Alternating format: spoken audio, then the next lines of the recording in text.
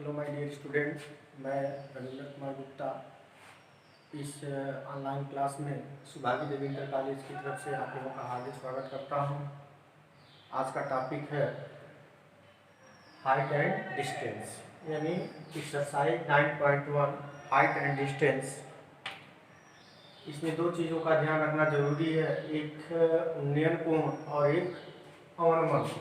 तो प्यारे बच्चों, अगर कोई क्षैतिज रेखा के साथ किसी ऊंचाई पर कोई वस्तु हो, इस क्षैतिज रेखा के साथ किसी ऊंचाई पर कोई वस्तु हो, इस क्षैतिज रेखा के साथ जो कोण बनेगा यहाँ से, यह आपका उन्नयन कोण होगा।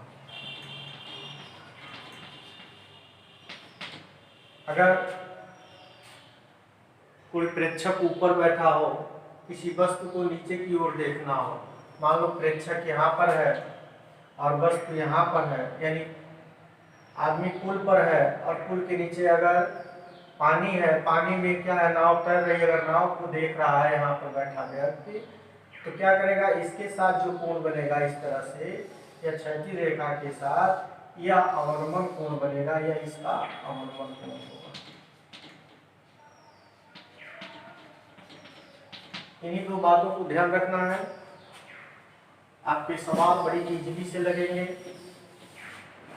क्वेश्चन नंबर 1 दिया है, सर्कस का एक कलाकार, यानी सर्कस का कोई कलाकार है जो 20 मीटर लंबी डोर पर चढ़ रहा है।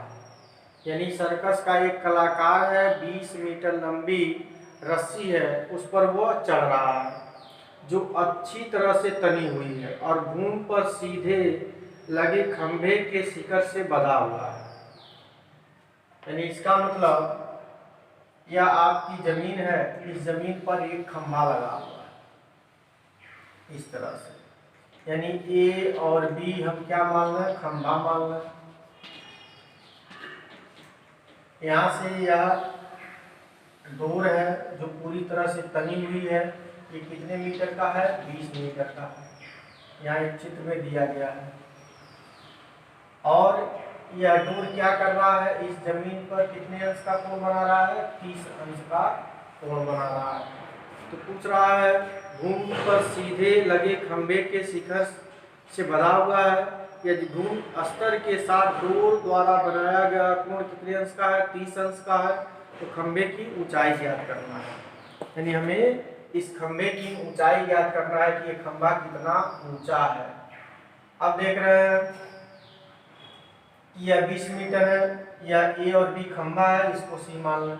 यहाँ से यहाँ तक की दूरी को हम क्या मान सकते हैं, यक्स मान सकते हैं, और इसकी हाइट जो है इसको हम क्या मान सकते हैं, यच मान सकते हैं। अब देखेंगे कि लाल बटे कक्का के आधार पर हमें क्या निकालना है, इस खंभे की हाइट निकालना है। यानी यह लंब ज्ञात है, आपको कर्ण ज्ञात है, तो लंब और कर्ण किसमें होता, देख रहे हैं, लंब यहाँ है, कर्ण यहाँ है, लंब और कर्ण किसमें होता है, साइन में होता है। तो हम जानते हैं, लिखेंगे समकोण त्रिभुज, समकोण त्रिभुज ABC में।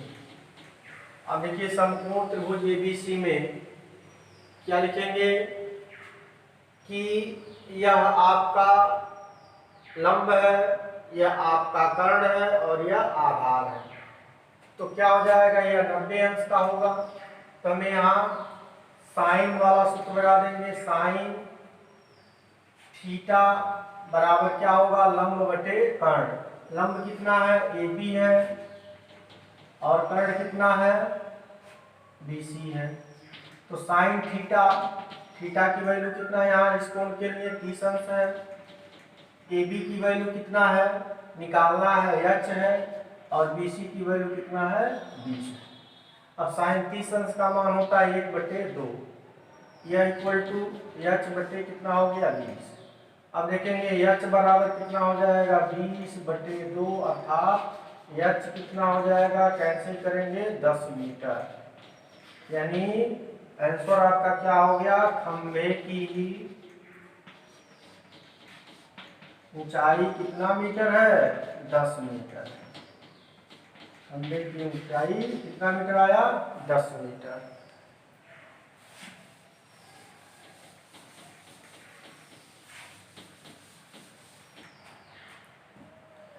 प्रश्न संख्या 2 कह रहा है आधी से एक पेड़ टूट जाता है। मान लीजिए आपके पास यह पेड़ है ए और बी, आधी से यह पेड़ टूट जाता है। मान लीजिए आधी आई तो पेड़ यहाँ से टूट गया, तो जब टूटेगा तो यह हिस्सा इस तरह से गिरता हुआ जमीन पे आ लगेगा, यानी यहाँ से इस तरह से। क्या कह रहा है? कह रहा आधी से एक पेड़ टूट जाता है और टूटा हुआ भाग इस तरह मुड़ जाता है कि पेड़ का शिखर जमीन को छूने लगता है। कह रहा एक पेड़ है, तो हमने मान लिया ये भी क्या है? पेड़ है। आधी आ रही है तो पेड़ का थोड़ा सा हिस्सा टूटकर इस तरह से क्या होता है? जमीन पर जा लगता है। तो मान लीजिए कहाँ से टूटा? यहाँ से टूट गया, ई बिंदु से टूट गया है, और यह हिस्सा जो आकर यहाँ जमीन से लग गया, यह मान लीजिए सी है। अब क्या कह रहा है? और इसके साथ वह 30 अंश का कोण बनाता है। जो जमीन से लग गया यह हिस्सा कितने अंश का कोण बनाता है? 30 अंश का कोण बनाता है। पेड़ के पाद बिंदु की दूरी जहां पेड़ का शिखर जमीन को छूता है 8 मीटर। कह रहा है पेड़ के पाद बिंदु यह जहां जमीन को छूता है यहां से कितनी डिस्टेंस है? 8 मीटर का डिस्टेंस है। तो पूछ क्या रहा है? पेड़ की ऊंचाई ज्ञात करो।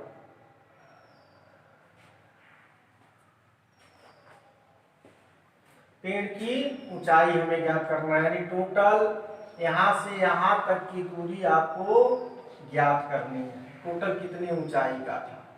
अब यह देख रहे हैं जितना बड़ा सीई है उतना बड़ा बीई होगा, क्योंकि बीई का जो हिस्सा है वही यहाँ आकर जमीन को स्पर्श कर रहा है। तो हम पहले दर्शा देंगे कि आपका बीई बराबर क्या हो जाएगा? सी ई हो जाएगा, क्योंकि ये वाला हिस्सा टूटकर यहाँ पर आके जमीन से लग गया है।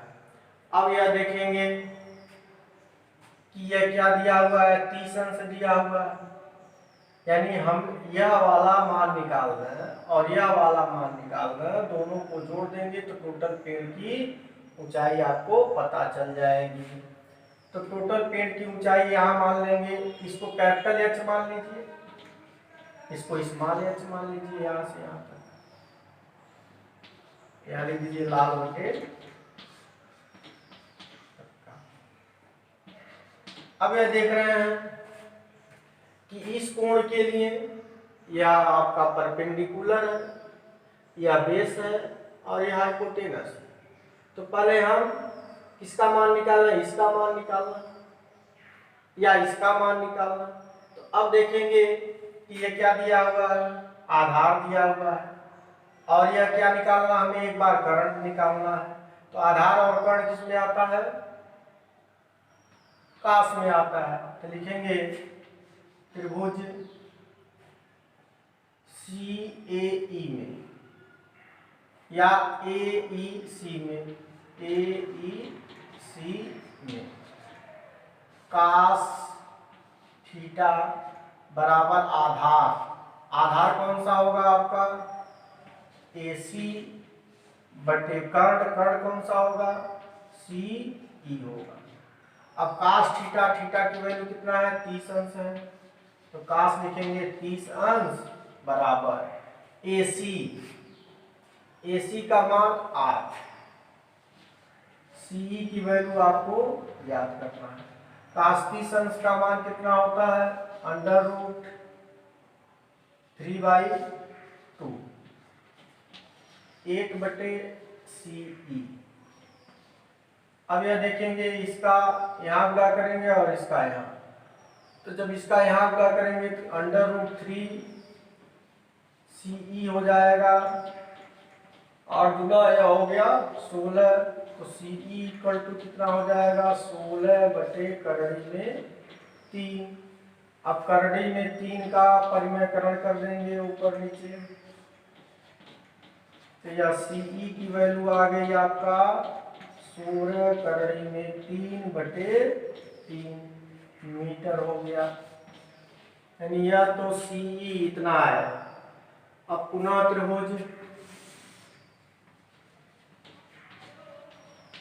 त्रिभुज ए ई सी में, अब यह देख रहे हैं यह क्या है, इस कोण के लिए लंब है, यह आधार है।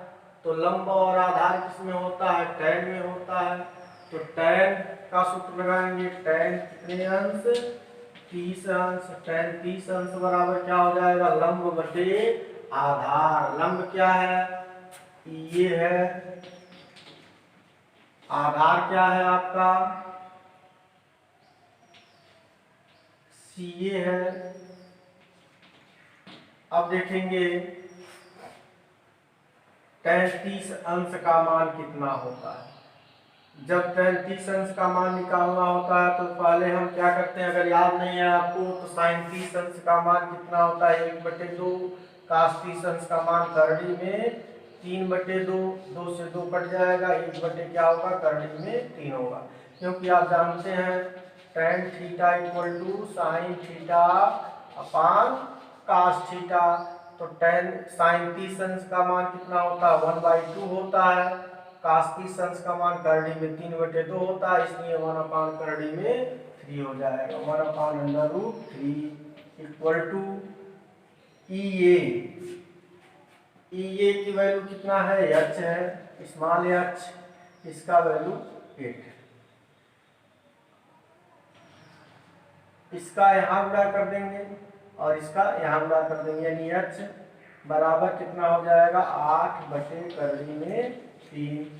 यहाँ भी परिमेयकरण कर देंगे, 8 गुणे करड़ी में 3 बटे करड़ी में 3 गुणे करड़ी में 3, तो h की वैल्यू हो गया 8 करड़ी में 3 बटे 3। अब यहाँ तो यह देख रहे हैं कि इसका मान आ गया, इसका मान आ गया, तो लिखेंगे वृक्ष की ऊंचाई,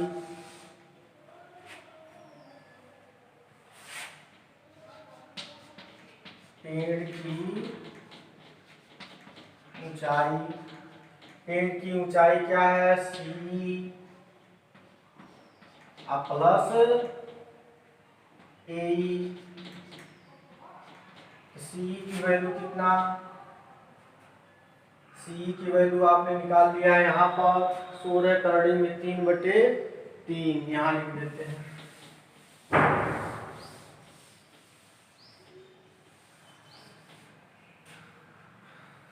यह हो गया आपका 16 करड़ी में 3/3 आधार। ए का मान h है, h का मान कितना है 8 करड़ी में 3/3, यानी दोनों का हर बराबर है। तो क्या हो जाएगा 16 करड़ी में 3 और 8 करड़ी में 3, 24 करड़ी में 3/3, 3/24, हो गया 8 करड़ी में 3 मीटर, या 8 गुणे करड़ी में 3 का मान 1.732 होता है।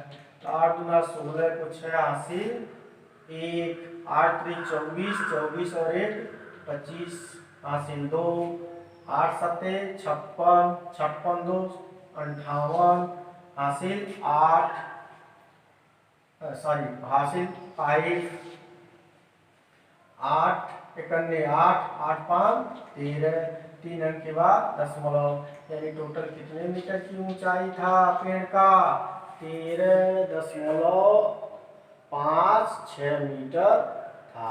ये आपका आंसर हो गया। क्वेश्चन नंबर 3,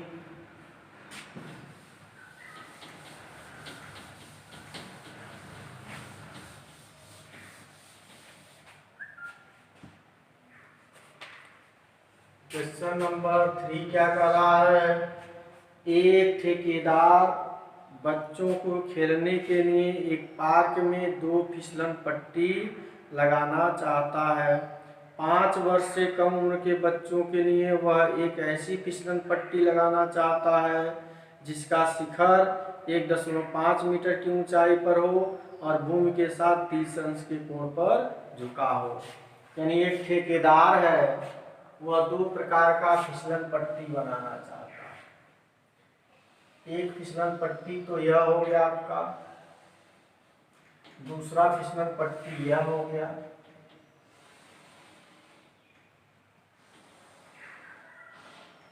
यानी एक 5 वर्ष से कम उम्र का है फिसलन पट्टी, एक 5 वर्ष से अधिक उम्र का है। तो इसका कितनी ऊंचाई का है? 1.5 मीटर की ऊंचाई का है। और कितने अंश का कोण बना रहा है? यह 30 अंश का कोण बना रहा है। फिर उसके बाद कह रहा है जबकि इससे अधिक उम्र के बच्चों के लिए 3 मीटर की ऊंचाई, यानी ये अधिक उम्र के बच्चों के लिए 3 मीटर की ऊंचाई का बनाना चाह रहा है। अधिक ढाल की फिसलन पट्टी लगाना चाहता है जो भूमि के साथ कितने अंश का कोण बनाता है? 60 अंश का कोण बनाता है। प्रत्येक स्थिति में फिसलन पट्टी की लंबाई क्या होनी चाहिए? अब देखिए फिसलन पट्टी की लंबाई, यानी यह इतनी दूरी कितनी होगी, ये जो फिसलन पट्टी बन रही है और यहाँ से जो यह फिसलन पट्टी है इसकी लंबाई क्या होगी, यह पूछ रहा है। अब मान लीजिए यह P है, यह Q है, यह R है, यह A है, B है, C। तो जो 5 वर्ष से कम उम्र वाले बच्चे का पहले हम निकालेंगे। अब यहाँ थोड़ा सा 60 में लिख देंगे लाल बटे कक्का से। तो क्या हो जाएगा? अब ये देख रहे हैं इस कोण के लिए यह आपका लंब है, यह कर्ण है और यह आधार है। तो हमें इसका मान निकालना है। तो क्या है? कर्ण है और यह क्या है? लंब है। तो लंब और कर्ण किस में आते हैं? साइन में आते हैं। लिखेंगे त्रिभुज PQR में साइन थीटा बराबर क्या हो जाएगा? लंब बटे कर्ण। लंब क्या है? PQ है, कर्ण क्या है? PR है।